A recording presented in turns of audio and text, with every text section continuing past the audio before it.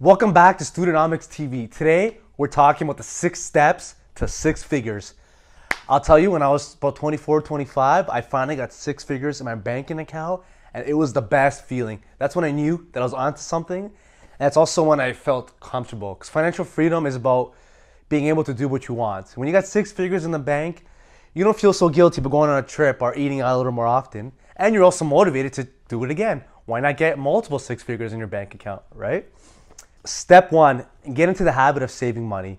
You can't have $100,000 in the bank account if you don't know how to save $100 or $1,000. So this is like, working out. Like, you're not going to set a bench record if you don't know how to bench. So I use the Cancun technique. So the first thing to do is set a bold goal. So at first my goal was to go to Cancun and stuff like that, right? So I really wanted to go on a trip size. That's why I started saving money. And then obviously that changed, and also I don't want to go on 6-figure trips, but I realized I needed bolder goals. So after I started, I found out I could save for a trip by just putting aside, $20 a week. I realized, why don't I apply this logic to other areas of my life? And this is where the Houdini system comes into place.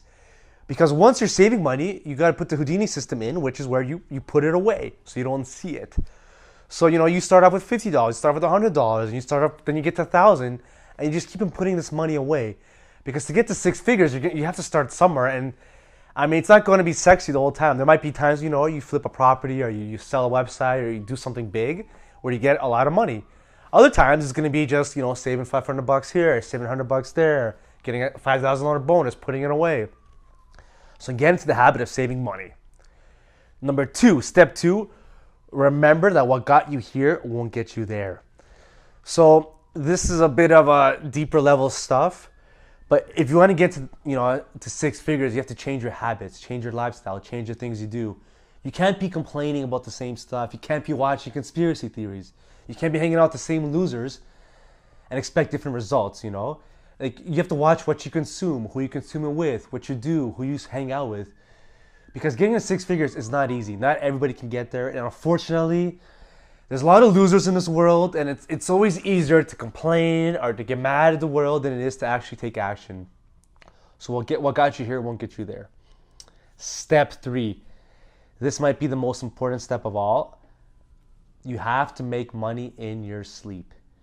Because like I said, sometimes it won't be sexy. You'll get a raise at work, you get a bonus, you put the money aside, you sell something, you put the money aside. But at some point, you have to make money in your sleep. How do you do this? Real estate. Like, you get a property and it pays you rent, or you get stocks, or you invest in index funds. Whatever you do, you have to find a way to make money in your sleep, because there's only 24 hours in a day. And then, I've had friends in real life who try to give up on their entire lives just to try to save some money. And I'm sure it's possible. You can devote every hour to working. But who wants to do that? I want to have some fun, right? So I've attached links. Look at ways to make money. You choose investment style that you want. I'm not going to tell you to get into stocks if you hate stocks. But you do have to make money in your sleep.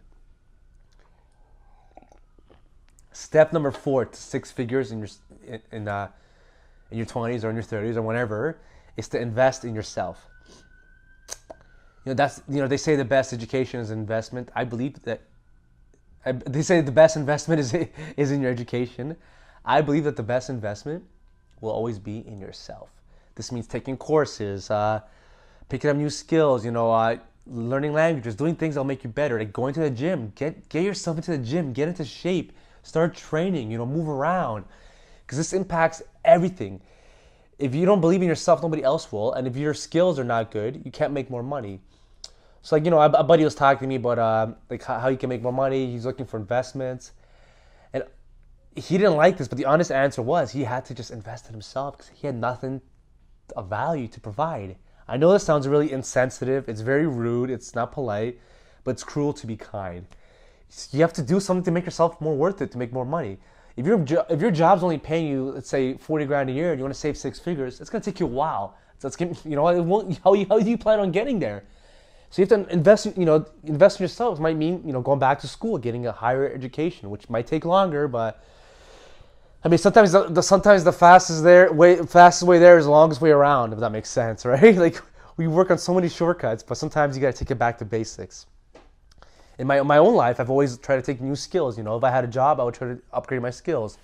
When I started blogging, I try to, you know, pay into courses, into software. I go to blogging conventions just so I can get better at what I do. So I can make better videos, better content, and make more money, right? And yeah, it adds up. Like, you have to pay money if you go to a conference. You have to pay for the trip. You have to pay for the hotel. You have to pay for things. But the best investment will always be in yourself. So find any way to invest in yourself, make it happen, because you need to make more money. You won't get to 6 figures if your income sucks and if you suck. Step number 5 is you have to take a calculated risk in a while. Or once in a while, not in a while. So sometimes you have to take a big risk. Like, this isn't like, you don't have to go to the casino. You don't have to go to the racetrack. But you gotta take a chance. Like, my biggest risk that I took at first was getting into real estate. I bought a pre-construction condo. It's risky because anything can happen. It could not get built. They could take your money and deliver a crappy product, or it could take forever, or you could lose money. But knock on wood, my best investments have always been like real estate. It's risky, and I always tell people, I'm like, it's a calculated risk. It's not for everyone. Like, some friends, I've told them straight up, like, you shouldn't take this risk. It's not for you. You can't handle the stress. But whatever your level of stress is and your risk tolerance is, you have to find a calculated risk you can take. It could be buying a property to rent it out. It could be writing a book to sell. It could be trying to grow a new business. It could be not quitting your job, like, leaving one job for another job. Whatever it is, you got to take that calculated risk. Step 6.